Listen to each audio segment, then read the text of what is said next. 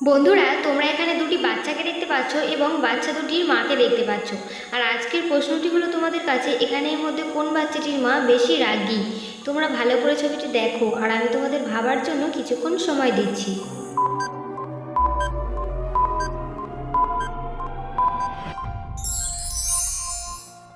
তো বন্ধুরা, তোমরা কি বুঝতে পারলে এখানে কোন বাচ্চাটির মা বেশি রাগী?